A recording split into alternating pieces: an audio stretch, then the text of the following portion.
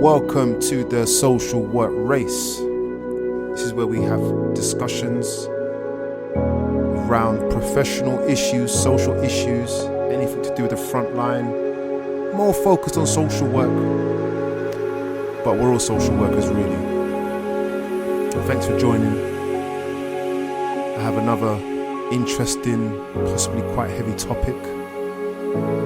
If you're a social worker, frontline worker, student doing your ASYE, an interesting topic, because the way that I want to kind of conclude this, you probably won't expect, but I thought it was so relevant to life, this and to our field of work, where we're going with this, and it's called the impact of COVID and lockdown on the front line. Listen to this. No, and I actually think there's a bigger point here, because I did some work on this today and I actually had a look at what people were suffering by the end of the first 3 months of that lockdown, the very first one. And it was very clear at the end of that 3 months that the catastrophic effect that the lockdowns were having on all other health conditions, so much so that by the first 3 months there were 5,000 missing heart attacks from A&E. So that's the number of people who would have normally turned up to A&E having a heart attack, needing treatment, needing their lives saved. Now, we've got no reason to believe that people stopped having heart attacks. So did those people die? Where were they? Strokes turning up at A&E were 12% down, and there were 3,500 predicted avoidable cancer deaths over the next 5 years by the end of July 2020. So notwithstanding that damage, which would see over the next decade many more people die of the lockdown response than actual COVID itself, we carried on doing it. So when we got to September of 21, there were up to 750,000 missing GP urgent cancer referrals. 750,000. The estimates now are that there are 60,000 fewer cancer treatments started as a result. Now, these people are going to die over the next 5 years. They're not going to die next week. So we are going to be dealing with the results of lockdown. And this was always my fear. This was what I wrote about as early as April 20. We were going to lose many more lives to this than we lost to COVID. And I know this is also a thing that people don't like us to say. Those lives are younger. They're younger people. They're 50, 60. They had another 30 years of life. They weren't 82 and at the end of their life, and we saved 6 months for them. And we have to be brave enough as a society to say, hang on a minute, we have to look at all lives and how much life someone has left. So why did they?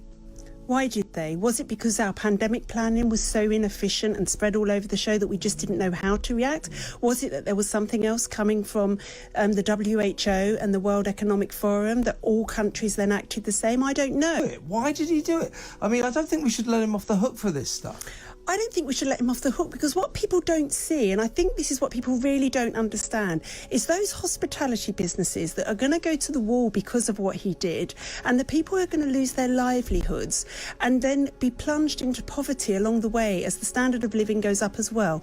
They will suffer ill health as a result, because poverty breeds ill health, and it will go on for decades. So just as we've destroyed our children and their education, we're also destroying their lives in other ways by taking money out of the hands that feed them. Yeah. And don't forget, in order to fund the furloughs, the hugely expensive furloughs, and the economic turmoil that we were going through, the government printed more and more money, quantitative easing, and that is now beginning to trigger kind of almost astronomical inflation, 5.4% or something, and rising. Now, this is going to be untenable. So people are going to find out the effects of the lockdowns in the next few months, because this is when we start paying for it, folks, and you're not going to like it. I'm going to take you to a couple of, well, actually a few articles. We're waiting for something to happen. We're waiting. You know when I remember the movie. I can't remember the name of it, where it was a docu movie on the tsunami that took place Naomi Watts, I think, was the main actress in there, and Ewan McGregor, where they were on holiday in the Maldives, I think, and the tide went out, and nobody realized that actually that was a massive sign. If the tide goes out much further than usual, that's a massive sign that there's most likely going to be a tsunami, right? And I think that we are waiting for a tsunami. So I'm looking at this the website, the Health Foundation. Title of the article is "How is COVID-19 impacting people working in adult social care?" Interesting. Social care workers are... let me start again. Social care workers faced among the highest mortality rates by occupation during the first pandemic, and sickness absence rates. That's scary, and I get it. Honestly, I had a tough week, so I can get that. But it's just still a stark reminder that my profession as a social worker means that I have a higher mortality rate, or the highest. And this is the thing that gets scary. It more than doubled. The mortality rate more than doubled between February and October 2020. And there's also more emerging evidence of the impact of staff and their mental health and well-being. Is worrying. In the Health Foundation's funded pulse survey, nearly 300 social care staff in July 2020, 4 out of 5 respondents said that their job left them feeling tense, uneasy, or worried. 3 out of 5 reported feeling depressed. In a Queen's Nursing Institute survey, 56% of care home nurses reported that they felt worse than normal in terms of both their physical and mental well-being. And I tell you what, I think that the fear factor aspect of how we manage this was really devastating. And I think people were going to work with a subconscious fear that was still having its effect on their heart and their minds. So I think that that's one way society handled this badly, or the media or the government. They really handled this in a way that really did some damage to people. I mean, we've increased the tension and depression rate in society. And of course, this is going to affect working conditions and how effective we are in our jobs, Let's move on to another article.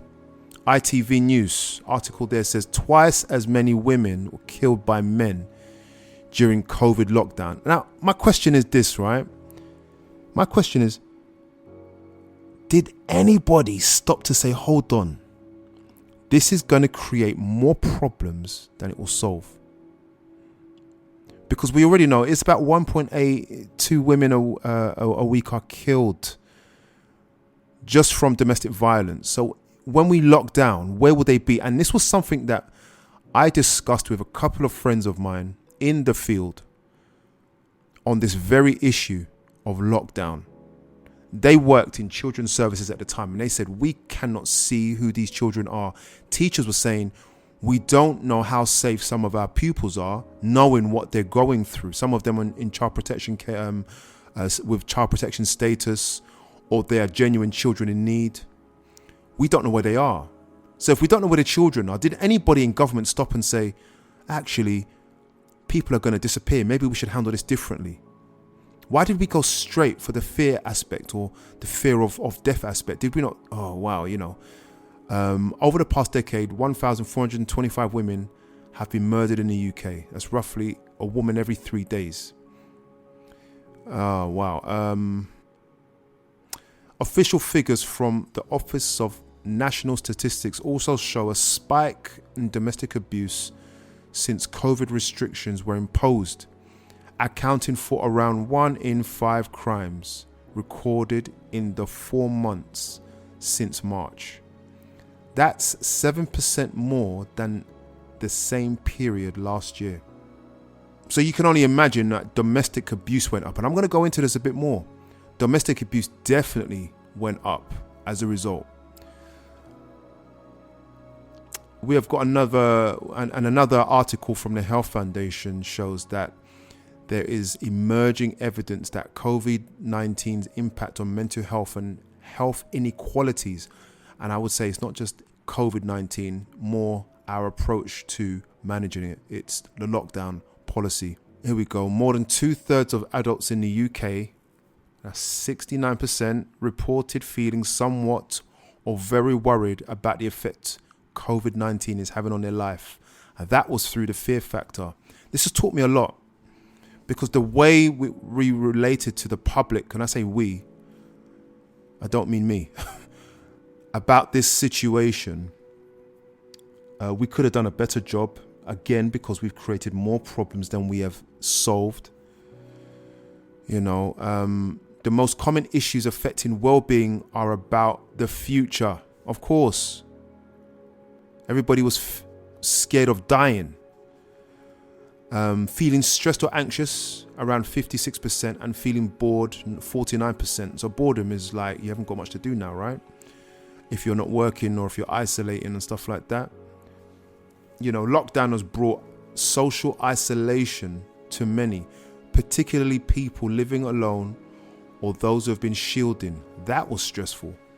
Now, honestly, for someone like me who doesn't mind being at home, I'm blessed. I've got a family. We get on. We were all doing really well through lockdown, to be honest. We were spending more time together. It was more meaningful. You know, when it initially took place, it was in the summer. It wasn't so bad for us. We live next to a park. We were in the park every day, getting our exercise once or twice a day. I was working from home as well. I'm an introvert. My wife's a bit of an introvert. We did all right. But we are probably a minority. Do you know what I mean? And so it's the impact on society as a whole. People being locked up in homes with people they don't trust or love, or are hurting them. Children that they've probably not been able to manage effectively, and now they have to stay in their homes. I was working in youth justice, and parents were struggling because they were locked in their homes with kids. Some of their teenagers who they were struggling with were struggling themselves with the fear of death. And so the tension in the home became intense for some families. What was my solution to that? I had no solutions for that. People, look, let's go into it. Let's go into it because people were losing their jobs. The labour market has been affected. A lot of people over the last few years have been on 0 hours contracts, and suddenly that carpet has been wiped from under their feet. Not good. They go home, they're stressed. You have to sign on maybe. It's all taking long because people are working from home. I don't know why working from home meant that there was so much more queues and less phones being answered, but that's what happened. And how am I going to pay my rent? Because a lot of the UK are only 1 or 2 months away from, bankruptcy. This is a situation, and if you're a private tenant, it's scary. This is what happened. We sent people home, and I'm just wondering if anybody was thinking, this is not a good idea. This is not a good idea, because we already know what happens when people. Already knows what happens when people fall into poverty suddenly. The suicide rate goes up, and the abuse rate goes up. The depression rate goes up. What did we think was going to happen when we shut down the whole of society? I mean, were no questions asked about this? For people who are self-employed, this is not a good. This was crazy. Let me see. Have I got another article here? Let's have a look. No, we don't. And that was my issue. That was my issue. And I know that at some point, with all the furlough and with all the loss of business, to get things back to where they were, at the very least back to where they were, we're going to have to now increase taxes, and they will be coming soon. Now, what is it? It's now currently it's the end of Jan 2022. And we haven't felt it yet, but it's coming. The initial signs of the tsunami are coming. This is what happened to me. I went to Tesco. No beef with Tesco. No problems with Tesco. I went to Tesco and I used one of these self-service checkouts. And I managed to buy 3 It was one big you know, the hand basket. Get this, the hand basket, and it was 3 plastic bags worth of food, and it cost me £80. Luckily, I had a club card. I got it down to 60 something. Right, 3 bags, 60 quid. And I'm saying to myself, hold on, what if you're on a 0 hours contract? What if you didn't make any money that week? That's a problem. I've got another article here. Let me see if I can find it. There we go. Something else on the front line. Social work news. Social worker admits faking COVID because he's so burnt out by his job. In his article, he feels like he's a bit of a big dickhead. That's what he's really saying. Yeah. I am a social care worker who works in a residential setting for people with disabilities. The last 2 years have been rough. Between staff shortages from COVID, being in close contact, and the stress of the working environment, from the restrictions leaving little to no quality of life for the service users. I somehow managed to avoid getting COVID the entire time. Never out from it. So he was working the whole time. Even at Christmas, his wife got it and she was out for 2 weeks. So that's a lot of stress, right? Because I'm sure in his mind he's thinking, well, I'm next. So that's stress. I'm absolutely exhausted with it. So I decided on Sunday I was going to fake COVID symptoms, as I know they can't have me working till I get a PCR test, which is currently backlogged. And it is. So right now they want me back in, as the new derogation policy says I can work until I get a PCR if my antigens are negative. But if I continue to lie about having symptoms, they can't have me in. So he's just trying to take a break. If he's trying to do that, what is everybody else doing? And so when he takes a break, the workload on the other staff goes up. Now this is going somewhere. Residential work is tough, he says. And I know, because I used to work in residential care for a number of years. It's tough. And when you're short-staffed, it's twice the workload. And twice the workload over a 12-hour shift is not easy.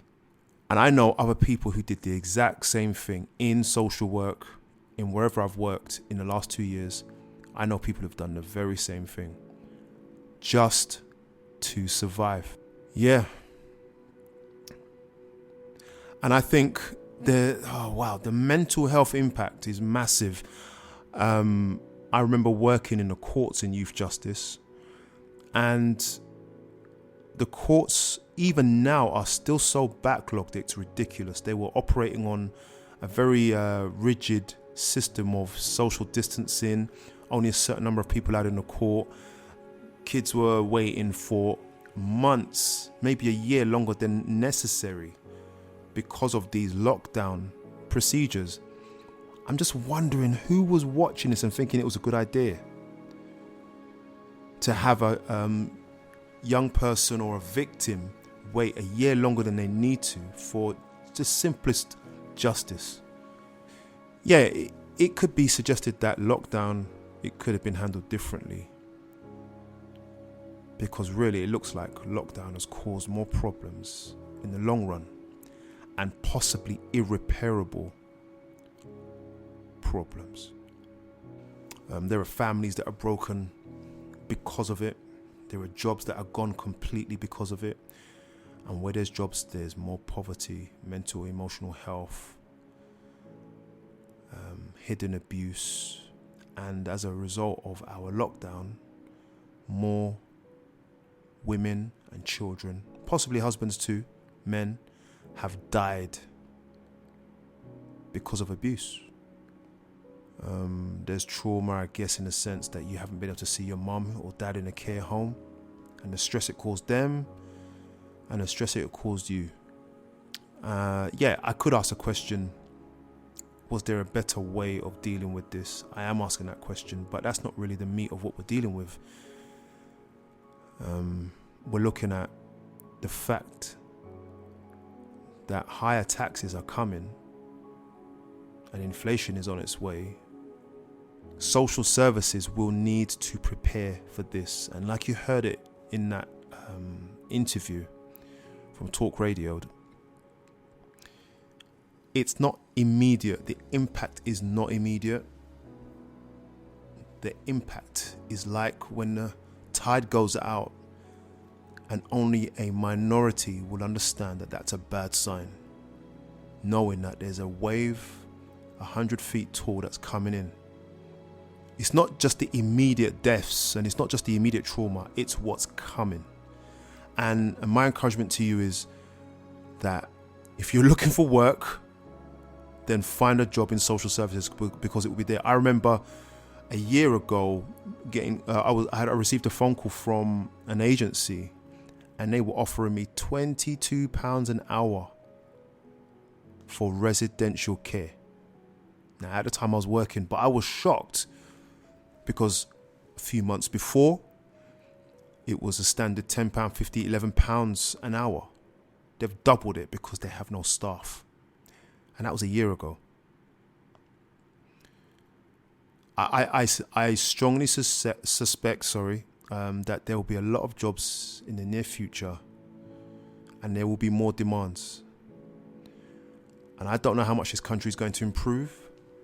But as for me, honestly, and I don't say this tongue in cheek, this is literally, I am training now to be a therapist, because I think that's where we're going to have needs. And I encourage you to do the same, because it's hard to find a therapist now. So, social workers, this wasn't a pleasant and fun discussion as such, no. It was really just reflecting on where we have come from and proposing where we're going. And I hope that for all those frontline workers, go and seek something in your employment that also might help, which is getting therapy for yourself and being a therapist for others, because that's where we're going to need you. Take care of yourselves, and I'll see you soon.